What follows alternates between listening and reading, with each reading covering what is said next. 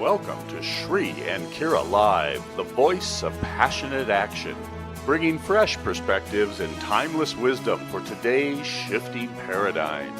Now, it is your moment to open your mind, relax into your body and spirit as we explore the greater meaning of your now experience.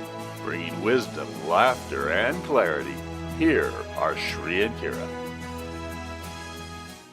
Well, namaste, beloved ones, and welcome to Shri and Kira Live, the voice of passionate action. I am Kira Ra. And I am Shri Ramka, and we are delighted to be with you. And here we are heralding in the month of October. This is an extremely powerful month. And I need to say, if you have not yet checked out our October revelations, go to our YouTube channel, which is simply official Shri and Kira, and watch the October revelations. This is a month about the inward journey, yet it's about coming out. And I know that can sound kind of like an oxymoron, but it's about really honoring and anchoring everything. Because remember, guys, we have two amazing cosmic events in October. We have a full moon, full lunar eclipse coming up October 8th. And this is a game changer, guys. This is a big one.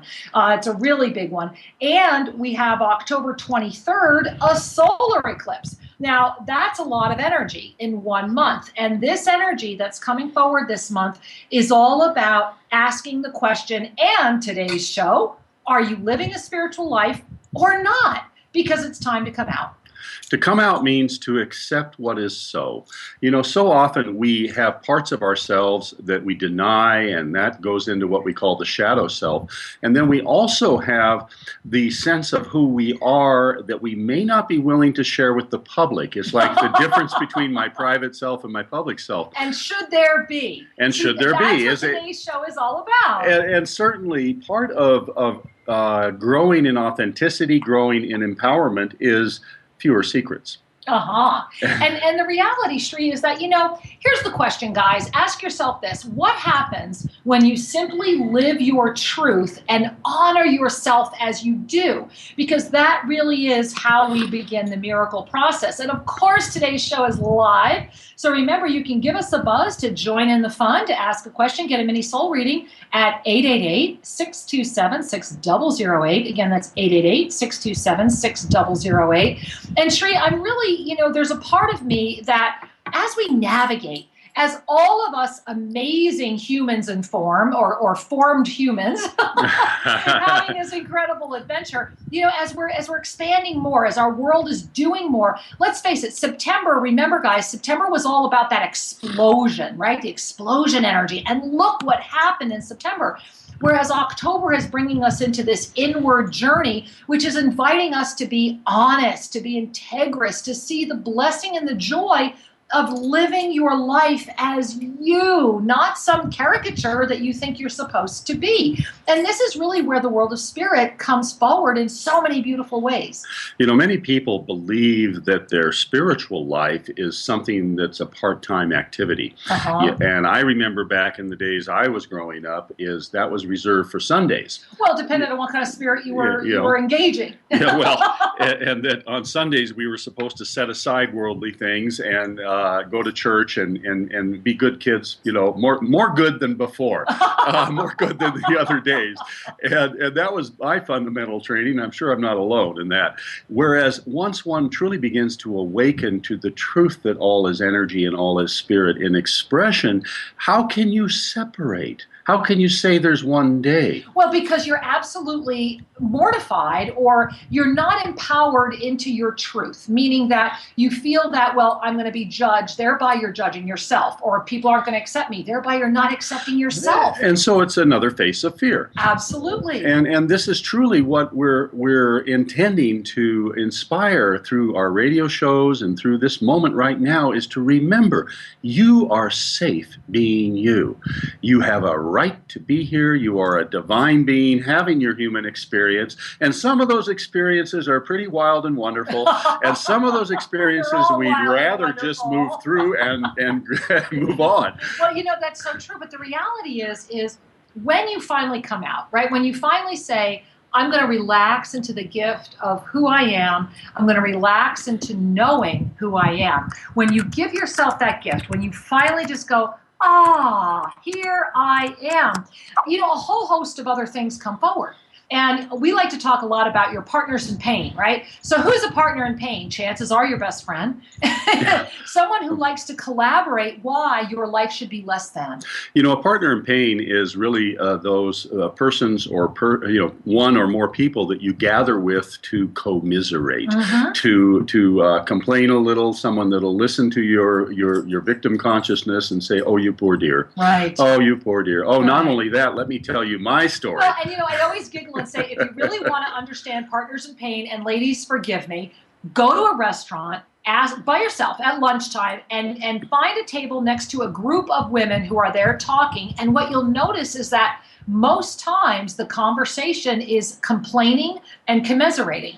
And when we become one with our pain, when we become one with our partners in pain, we are unable to free ourselves. And, the gift of this lifetime is that it's the opportunity to free yourself. It's the opportunity to free yourself into remembrance, to be who you are. And to free ourselves is a process because we are complicated. I have been on the journey for many, many years. And the one thing I know is ogres have layers. That's my best Shrek reference ever. I love that one. Ogres have layers. I love that one. And so many of us on the path seem to joke how our learnings seem to spiral, that we seem to revisit some issues, but from a slightly different perspective. Right. And that our journey is ever refining, ever evolving, ever expanding. And that's truly one of the ways in which we learn. We learn through contrast and discernment. Well, of course we do. And not only that, we have all these amazing energetics on our planet. We have crystals, we have energies, we have each other, we have so many beautiful teachers and masters. And we're at this extraordinary moment where more and more of the spiritual teachers are finally realizing it's about cooperation instead of competition. It's about recognizing that for every student there is a teacher, and for every teacher there is a student, and that we are all the students, we are all the teachers. And I'm so excited, Tree, because we have such a beautiful guest here today, someone who's just so precious and has such an extraordinary background. I'm just so excited to have from Earthkeeper, James Tyberron is with us today. And James Tyberron is, I haven't talked to him personally yet. I have tuned into his work and his life a little bit, and I love the fact that he began his professional career as an engineer and a geologist. He sounds like you. and began to gather an appreciation and a recognition of Gaia and the planetary system, which began to evolve into a recognition of Earth energies, crystals, gems, sacred sites, vortexes, portals. And the more we look, the more we see, and the more we see, the more we are humbled. And James Tyberron is a person that has truly dedicated himself to his own path of evolution. He's authored several books and is contributing to the Sedona Journal of Enlightenment, his channels from Archangel Metatron for the last 7 years. So truly another citizen of the world. We're delighted to welcome James to the show. Namaste, James. Welcome. And Kara, and it is an honor to be here today. Thank you. Thank you for the gift of joining us. We are truly delighted to have you with us. I love that you are a citizen of the world, because truly universal citizenry, citizens of the world of Gaia, it's such a joy. So thank you for carrying that energy. Thank you very much. I actually lived outside the United States for 30 years, and so I sort of became a citizen of the world by just by living in these places and seeing other cultures and seeing the commonality of the nation of humanity. Well, I recognize that and appreciate it, because so often we become habituated to a singular point of view when we're only in one culture and we haven't had the gift of sprinkling ourselves with other perspectives. We tend to fixate. We tend to stagnate a little bit. Yeah, well, and James, I just love what you were sharing is that, I remember when Sri and I took the leap and moved down here to Guatemala several years ago, I have to admit, I was terrified at first. I really was. As much as my heart had called me and I wanted to live here, yet the blessing of having the true gift of living in a country that's not your birth country and being able to experience more cultures and travel extensively is that we become so appreciative of our divine human family. And it sounds like you really collected a lot along the way. Did you spend time in a lot of different countries during those 30 years? I did. I lived in South America for 9 years, and I lived in Africa for 6 years. I lived in India. I lived in the Middle East and in Russia. And so I also traveled to a lot of other places from those points. I didn't realize you were in Guatemala. That is such a magnificent country. So that's wonderful. Yeah, we're enjoying it very much.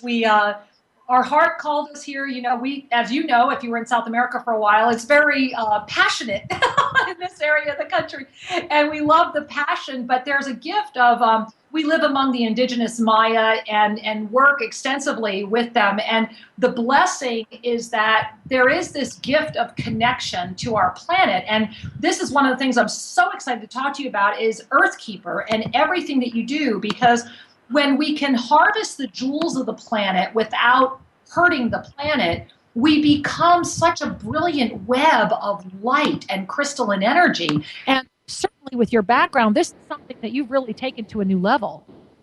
Well, you know, I have always had a love for the earth. I grew up in Arkansas, which is a geological wonder in many ways. A lot of people don't realize that the largest singular crystalline quartz deposit on the planet is in Arkansas.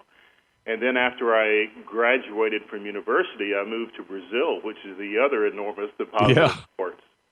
And so I have always had this great appreciation of nature. And in my work in geology and in engineering, I began to experience that certain places on the earth were very, very special, and that I could go to these places and reach a deeper part of myself. And so at about that same time, I was reading Edgar Cayce, and so I had my transformation from being a Baptist from Arkansas to a metaphysician through the works of Edgar Cayce. Okay, hold the phone. We got to stop right there. So I have to hear about this, James. So you're this fabulous, Arkansas Baptist. You're doing your geology. You're learning all the things. Yeah. You've been being bathed in crystalline energy. Exactly. And then, I just love how you chose this. Tell me, how did that awakening come for you? Was it one of those kind of push me, pull you things? Was it instantaneously? Cayce is such a wonderful doorway. How did that happen for you? How'd you make the leap? What happened? Well, it was an interesting story, so thank you for asking. My grandfather was a Baptist minister, and my father was a Baptist deacon. And I actually joined the church and became, quote unquote, saved on 3 different occasions because I could never quite get into it. And, I love that you needed 3 times. There were so many limitations, that made me question, is this it? We asked to be saved and then we go to heaven forever? And so I was sitting on the banks of the Amazon River, 300 miles west of Manaus. The Amazon River, this is in 1978. The Amazon River in that location is 13 kilometers wide and 100 meters deep. Huge. And I was the only American on the location, the only English speaker, and then a German man came for a few days, another engineer, and he left me a stack of books to read. One of those books, among the other Louis L'Amour Westerns, which were quite popular on work sites, was There Is a River by Thomas Suger, the biography of Edgar Cayce. I read it cover to cover, and I found my answers. I understood then the laws of karma, the laws of reincarnation, the nature of our life, and it absolutely transformed me. And I was walking on air for days. And from that point forward, I had a tremendous hunger. And for the next 30 years, I always lived in countries that were not English-speaking, and I didn't watch television. So for 30 years, I would come home once a year, get a suitcase full of books, and read metaphysics. Well, what a great way to spend some time. I'm actually going, yay. I mean, that's awesome. I love where you were, and I love how this came to you, because isn't it true that whether we look for it or not, when we allow ourselves to just be available, the universe will put it in front of us. I mean, for example, you were given all these books, and yet you were able to really say, okay, I'm going to read this. I'm going to read it cover to cover. And you were able to follow your own heart, your own pathway. And it sounds like from there, everything just kind of mushroomed. Well, I often tell people that my life makes a lot more sense in retrospect than it did while I was going through it.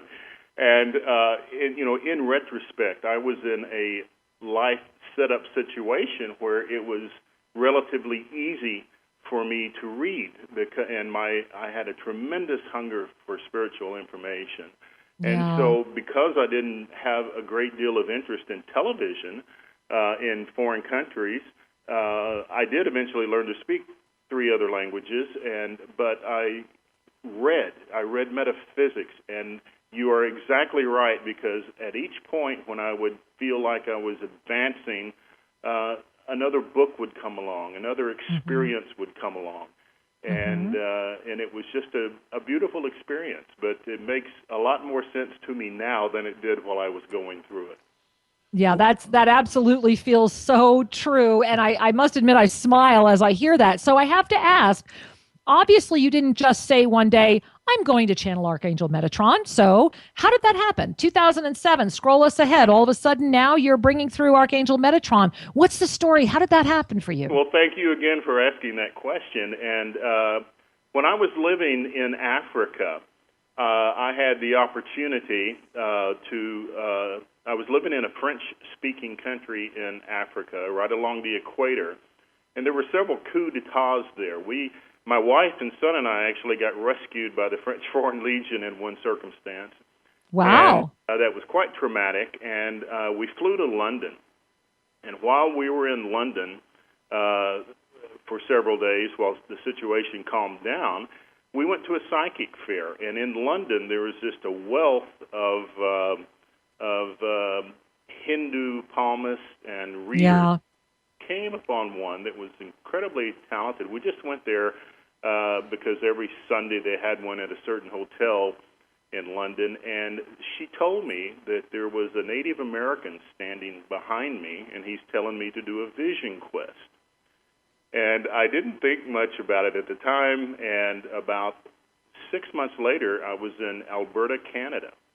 And I also went to a psychic fair, and this time I was alone in that beautiful energy near Banff, Canada, and I got the same information. There's a Native American standing behind you, and he's telling you to do a vision quest. And this was in 1995.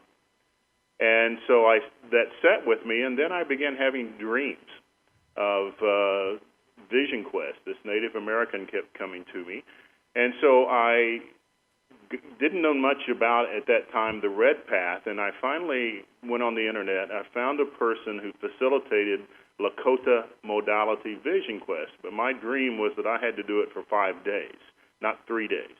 I'm a large person, and at that time I was about 6'5" and 290 pounds, and so I knew I had to fast for 5 days, and so for 7 years in a row, I went to sacred places, including Tecate, Mexico, the Sedona National Forest, the mountains in Flagstaff, around the San Francisco peaks, the caldera there. Yeah, and so I fasted for 5 days, no food or water for the entire 5 days, and it was actually 6 because you had to make prayer ties. And on the third day, they would give me a cup of herbal essence each day.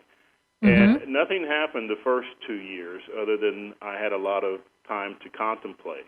And because I was still working while I was doing this, I had to do it during December. That was the only time I could get away without people looking for me in my job. But as it worked out, my vision quest would always end on the December 21st solstice, which is a powerful time. And so on my third year, I had an incredible out-of-body experience. I I had a vision of a Native American, the one that had been in my dreams, and he was showing me how there are other realities and other dimensions. And so for the next 4 years after that, I would go once a year, fast. I would take 7 days, and I would do the 5-6 day fast, and I had incredible visions. And at the end of my last vision quest, I was told to go to South America and to fast again in the Himalayas of Bolivia, which I did. And from that point forward, which was 2007, actually in late 2006, I began channeling Archangel Metatron.